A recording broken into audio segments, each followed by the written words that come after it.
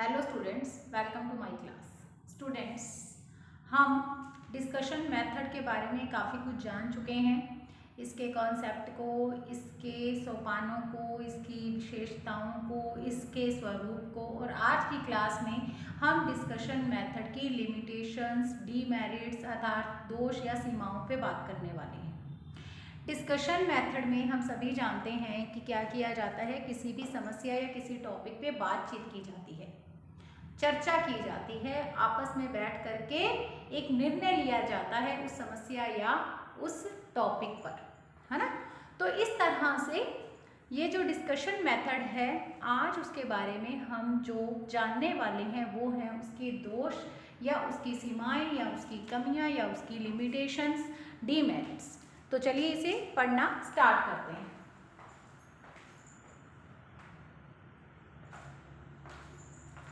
तो आपके सामने यहाँ पे ये लिमिटेशंस हैं और यहाँ सुझाव है, सजेशंस हैं, ठीक है। तो सबसे पहले हम इसके दोष या इसकी सीमाओं पे बात करेंगे और उसके बाद इसके सजेशंस को पढ़ेंगे। आंशिक उपयोगिता, सबसे पहली इसकी जो कमी है, इस मेथड से अगर हम बच्चों को टीच कराते हैं, अपना जो शिक्षण है वो इस मेथड के द्वारा कराना चाहते हैं या कोई भी शिक्षक कराना चाहता है, तो उसमें जो सबसे पहली प्रॉब्लम आने वाली है या इसका जो सबसे बड़ा दोष है वो है इसकी उपयोगिता जो है वो आंशिक है, लिमिटेड एप्लीकेबिलिटी है इसमें।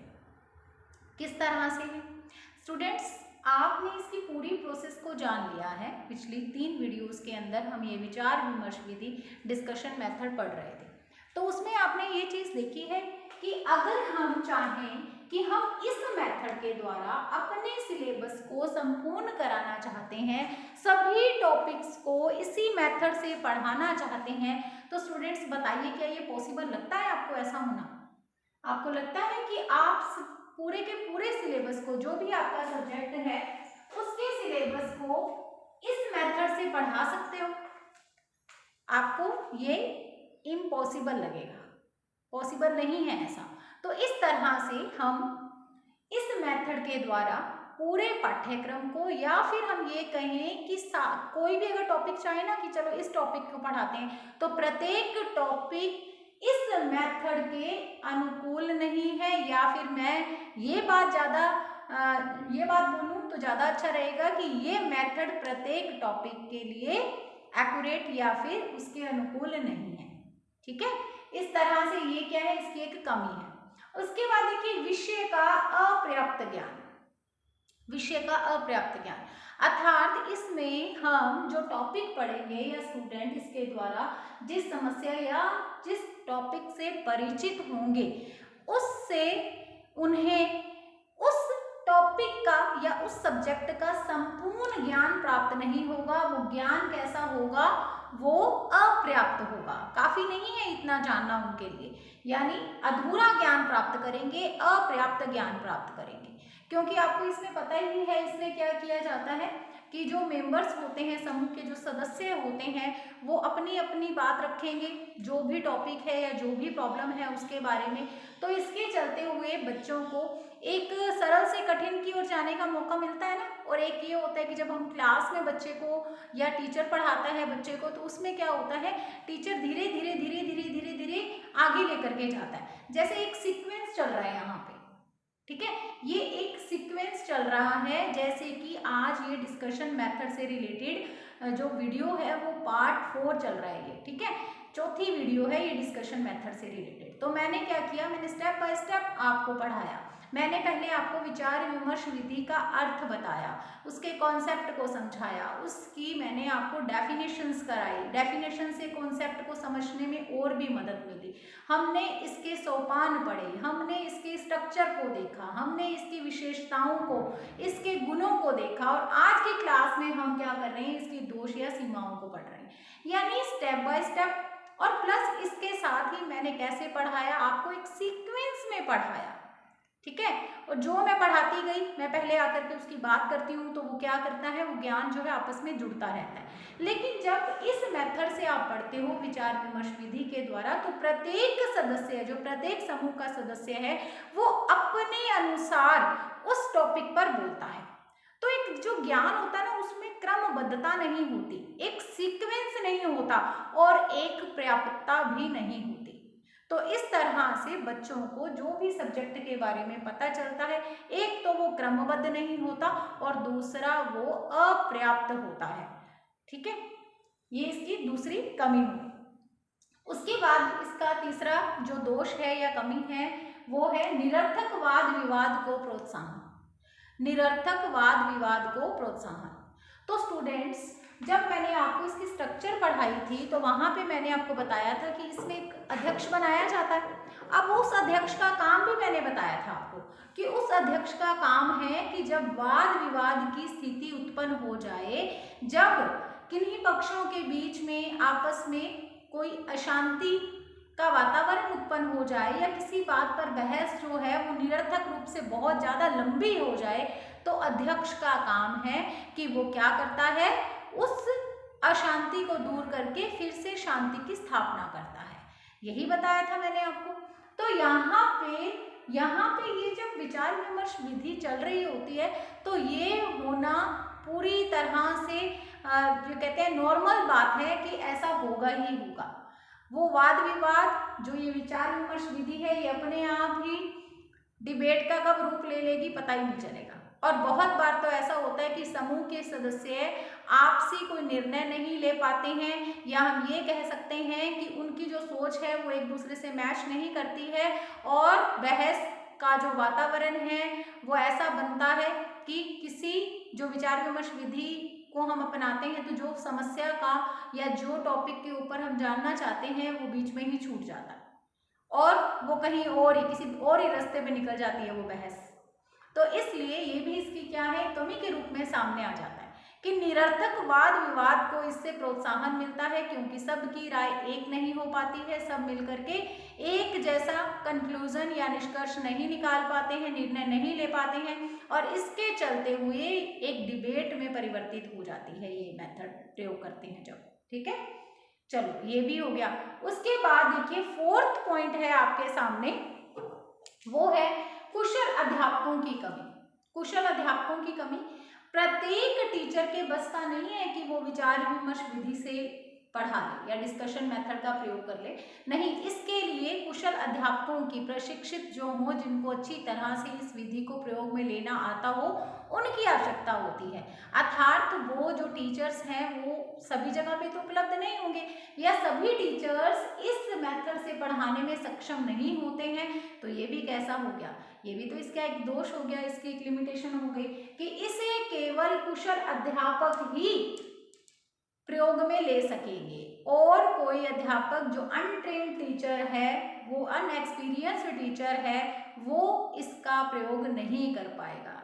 यानी प्रत्येक शिक्षक अगर चाहे कि वो अपने सब्जेक्ट को विचार विमर्श विधि के द्वारा करवाना चाहता है या फिर हम ये कहें कि वो किसी टॉपिक को विचार विमर्श विधि के द्वारा करवाना चाहता है, तो ऐसा नहीं है कि प्रत्येक शिक्षक इसमें सफल हो जाएगा, नहीं, इसके लिए हमें ट्रेन टीचर्स की ज़रूरत होगी। ठीक है, ये भी इसकी एक कमी या इसका एक दोष है। चलिए ये चीज़ आपको समझ में आ गई है, आगे बढ़ते हैं इससे।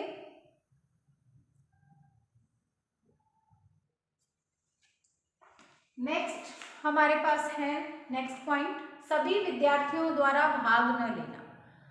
तो देखिए मैंने आपको बताया था कि दो रूपों में इसका प्रयोग किया जाता है। दो रूपों में कैसे, एक तो आप विद्यालय स्तर पर करवा रहे हैं, आप बाहर से किसी को अध्यक्ष अपॉइंट कर रहे हैं और इसके साथ ही आप समूह के सदस्य भी बाहर जो विषय के विशेषज्ञ हैं उनको बुला रहे हैं, अध्यक्ष बना रहे हैं। तो वहाँ पे क्या होगा, बहुत ही कम स्टूडेंट्स को बोलने का मौका मिलेगा। 2 से 3 स्टूडेंट्स मान लीजिए आप कोई रख लेते हैं जो बहुत अच्छा बोलते हैं, तो आप उनको वो जिम्मेदारी या फिर आप उनको कह देते हैं कि आप भी बोल सकते हैं आकर के, तो सारी क्लास तो नहीं आ पाएगी।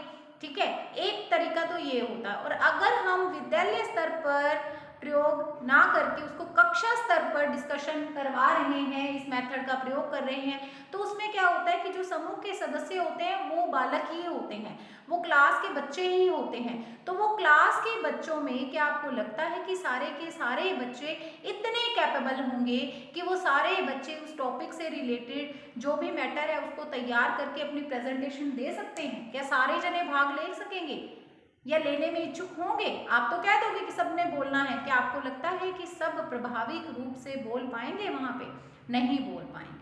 सब में मौखिक अभिव्यक्ति की क्षमता नहीं होती है, सब बच्चे एक जैसे नहीं हैं, व्यक्तिगत विभिन्नता के आधार पर प्रत्येक बालक दूसरे बालक से भिन्न होता है और सब अपने आप को स्टेज पर आकर के या आगे आकर के शब्दों का जाल गढ़ते हुए प्रेजेंट नहीं कर सकते, अपनी अभिव्यक्ति नहीं कर सकते। अब प्रत्येक में आप देखते हैं आगे आकर के बोलने की क्षमता नहीं होती। अगर ऐसा ही होता तो फिर ऐसा क्यों कि एंकरिंग के समय पर केवल पूरा साल वही 2-4 बच्चे होते हैं जो एंकरिंग करते रहते हैं? ऐसे तो फिर किसी को भी काम सौंप दिया जाए। जब फंक्शन होता है तो टीचर्स के द्वारा जब काम बांटे जाते हैं तो क्या किसी को भी कह दिया जाता है कि आप एंकरिंग करेंगे? नहीं, क्योंकि हम उसी को ही कहते हैं जो हमें ये लगता है कि जिसमें हेजिटेशन नहीं है, जो आगे आकर के अच्छे से अपना प्रेजेंटेशन दे सकता है, हम उसी को वो काम सौंपते हैं ना, ऐसा होता है। इसी तरह से ये भी इसकी एक कमी या इसका एक दोष है कि इसमें जो सभी विद्यार्थी हैं वो भाग नहीं ले पाते हैं, सबकी पार्टिसिपेशन नहीं होती है, बल्कि कुछ बच्चों को तो कुछ भी उसमें जानने को ही नहीं मिलता, वो कोई इंटरेस्ट ही नहीं लेते हैं, क्योंकि जिन्होंने पार्टिसिपेट करना होता है वो बच्चे तो अपने आप से ही जो है वो सीख जाते हैं या फिर वो उसमें इंटरेस्ट भी लेंगे। लेकिन जिनको ना तो भाग लेना है तो वो बैठ करके उनको केवल सुनना है, ठीक है, श्रोता बनना है, केवल ऑडियंस बनना है। तो फिर ऑडियंस का तो आपको पता ही है, हम भी ऑडियंस बनते हैं तो हम कितना ध्यान देते हैं। अगर हमें अगर कुछ नहीं पसंद आता है तो हम इधर उधर देखने लग जाते हैं, तो बच्चों का ध्यान यहाँ पे भटकेगा, सभी विद्यार्थी इसका लाभ नहीं उठा पाएंगे और सभी इसमें भाग नहीं लेंगे, ये भी इसकी एक कमी है। फिर देखिए केवल उच्च कक्षाओं हेतु उपयोगी। अब ये जो विधि है वो आप केवल और केवल सीनियर क्लासेस में इसको यूज कर सकते हो। अगर आप चाहें कि आप छोटे बच्चों को इस मेथड से सिखाना चाहें या कोई टॉपिक करवाना चाहें तो आप नहीं करवा सकते। और क्यों नहीं करवा सकते, मुझे नहीं लगता इसका उत्तर बताने की मुझे कोई ज़रूरत है, आपको पता ही है कि क्यों नहीं करवा सकते। अब मान लीजिए आप बच्चों को श्रोता ऑडियंस बना करके बैठा दिए, छोटे छोटे बच्चों को आपने, कि आप जो है इस विचार विमर्श को सुनो, या आपको जो बताया जा रहा है वो सारा ही आपके काम का। आपको क्या लगता है वो 2 मिनट भी वहाँ टिक करके बैठेंगे क्या? नहीं बैठेंगे, ठीक है। और छोटे बच्चों में अगर आप छोटे स्केल पर कक्षा में भी विचार विमर्श कराते हैं तो छोटे बच्चे कौन से टॉपिक्स तैयार करके लेकर के आएंगे या फिर मैटर कलेक्ट करके लेकर के आएंगे और फिर प्रेजेंट कर पाएंगे? नहीं कर पाएंगे। इस तरह से इसकी ये भी एक कमी है, इसकी ये भी एक लिमिटेशन है कि ये केवल और केवल उच्च कक्षाओं के लिए ही उपयोगी है। लोअर क्लासेस में, छोटी कक्षाओं में आप इसका प्रयोग नहीं कर सकते हो। तो ये हैं इसकी दोष या इसकी सीमाएं या इसकी कमियां, इसकी लिमिटेशंस, डीमेरिट्स, ठीक है। आंशिक उपयोगिता है इसकी, पूरे पाठ्यक्रम को इससे नहीं पढ़ाया जा सकता है। विषय का अपर्याप्त ज्ञान प्राप्त होता है बच्चों को, पर्याप्त ज्ञान नहीं मिल पाता है और इसके अधूरा ज्ञान कह लो, अधूरा ज्ञान प्राप्त होता है। निरर्थक वाद विवाद की स्थिति उत्पन्न हो जाती है, उसको प्रोत्साहन मिल जाता है। फिर कुशल अध्यापकों की कमी रहती है, सभी विद्यार्थियों के द्वारा इसमें भाग नहीं लिया जाता है, अर्थात ये सबके लिए लाभकारी विधि सिद्ध नहीं हो पाती है। फिर केवल उच्च कक्षाओं के लिए ही उपयोगी है, छोटी कक्षाओं को इसके माध्यम से इस विधि के द्वारा नहीं पढ़ाया जा सकता। अब स्टूडेंट्स ये जो हमारे दोष या सीमाएं हैं, अगर इनको दूर कर दिया जाए तो ये विधि अच्छी हो जाएगी। तो अब सुझाव में क्या आएगा, सजेशंस में क्या आएगा, जो यहाँ पे ये कमियां हैं इसको दूर करने की ही बात आएगी, ठीक है। तो चलिए अब हम सजेशंस पढ़ते हैं। सजेशंस में देखिए सबसे पहले है शैक्षिक एवं राष्ट्रीय दृष्टि से उपयोगी समस्याओं को प्राथमिकता देनी चाहिए। तो यहाँ पे ये क्या कहना चाह रहे हैं कि हमें जो विचार विमर्श विधि का जो टॉपिक लेना है या जो प्रॉब्लम है, हमारी जो समस्या है, वो कैसी समस्या होनी चाहिए, वो समस्या होनी चाहिए शैक्षिक। ये देखिए वो समस्या कैसी होनी चाहिए, शैक्षिक होनी चाहिए और राष्ट्रीय दृष्टि से उपयोगी समस्या होनी चाहिए। कोई भी शैक्षिक समस्या है या फिर राष्ट्रीय दृष्टि से उपयोगी समस्या है तो इसका मतलब वो सबके लिए ही समस्या है ना। तो किसी एक की समस्या को नहीं उठाना है, बल्कि हमें राष्ट्रीय दृष्टि से जो उपयोगी समस्या है उस पर विचार विमर्श कराना चाहिए। एक बात तो ये आ गई। और दूसरा, वो कैसी होनी चाहिए, वो शैक्षिक होनी चाहिए, शिक्षा के जगत की होनी चाहिए। तो वो बहुत ही अच्छी बात होगी अगर ऐसा किया जाता है तो। क्योंकि जब हमने स्टेप पढ़े थे तो हमने ये देखा था ना कि भाई जो सबसे पहले जो समस्या या टॉपिक निर्धारित होना, प्रकरण निर्धारित होना ही जरूरी है। तो यहाँ पे जो भी प्रकरण हो या जो भी समस्या हो, कैसी हो, शैक्षिक हो और राष्ट्रीय दृष्टि से उपयोगी हो। तो ऐसी समस्याओं को ही प्रेफरेंस देनी चाहिए, प्राथमिकता देनी चाहिए।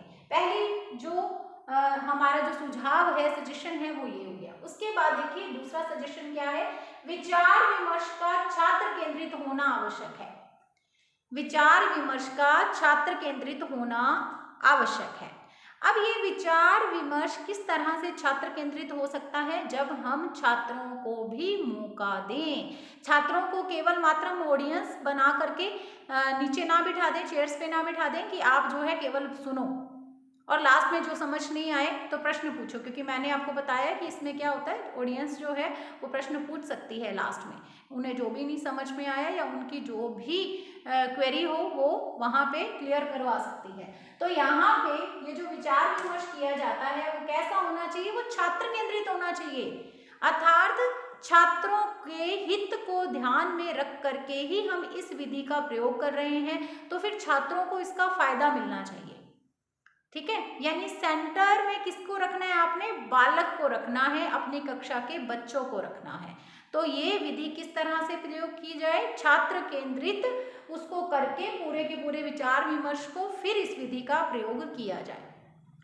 फिर देखिए छात्रों के निर्णय को स्वीकृति प्रदान करनी चाहिए। अब लास्ट में जब सामूहिक निर्णय लिया जाता है तब क्या करना चाहिए, तब छात्रों के जो भी मत हैं, छात्रों का जो भी निर्णय है उसको स्वीकृति देनी चाहिए। ऐसा नहीं है कि उनको ये कहा जाए कि आप तो बच्चे हो, आपको क्या पता, है ना, और उनसे पूछा ही ना जाए, उनके डिसीजन को कोई भी तवज्जो ना दी जाए। नहीं, ऐसा नहीं है।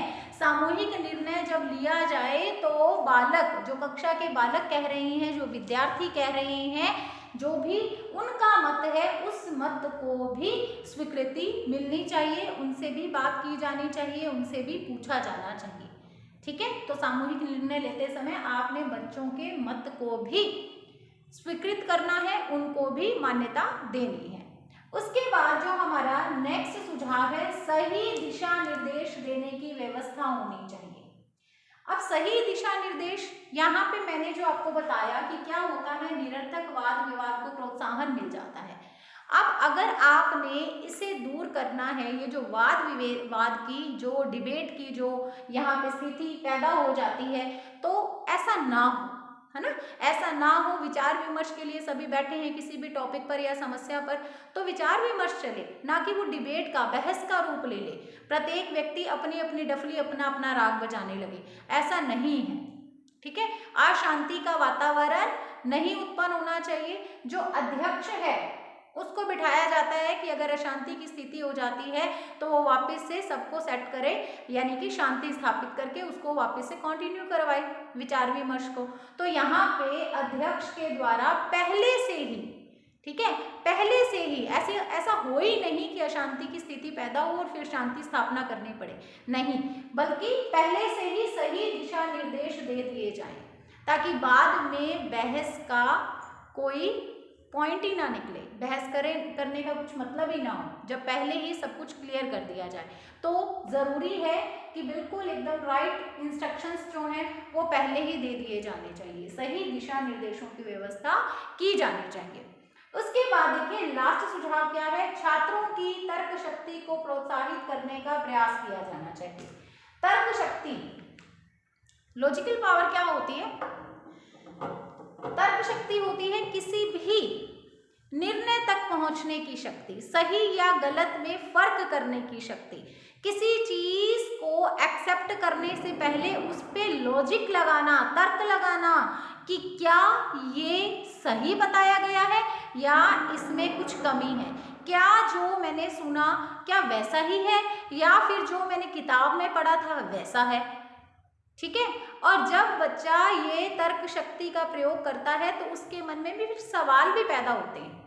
ठीक है, सवाल भी पैदा होते हैं। तो यहाँ पे क्या होगा कि आप विचार विमर्श विधि से अपने किसी भी टॉपिक को या किसी भी समस्या को बच्चों को उसके बारे में जानकारी देना चाहते हैं तो ये ज़रूरी है कि आप ये जो पूरा का पूरा जो कार्यक्रम रहेगा, एक तो यहाँ पे वो कैसा होना चाहिए, छात्र केंद्रित होना चाहिए।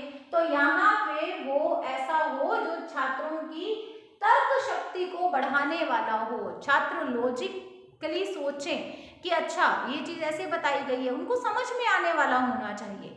ठीक है, तो ये सब कैसे होगा, अगर छात्र केंद्रित है तो सबसे पहले तो छात्रों की क्या लेनी चाहिए, सहभागिता लेनी चाहिए, यानी छात्रों को भी बोलने का मौका मिलना चाहिए। यहाँ पे ये इसकी दोष थी, ये देखो सभी विद्यार्थियों द्वारा भाग न लेना 5वें नंबर पे लिखा हुआ है। तो सबसे पहले क्या किया जाए, सभी विद्यार्थियों को मोटिवेट किया जाए कि सबने भाग लेना है। ऐसे नहीं करना कि बस आपको तो ऑडियंस बन करके बैठना है, स्टूडेंट्स को ऐसे नहीं बोलना है, बल्कि उनको प्रोत्साहित करना है आपने भाग लेने के लिए।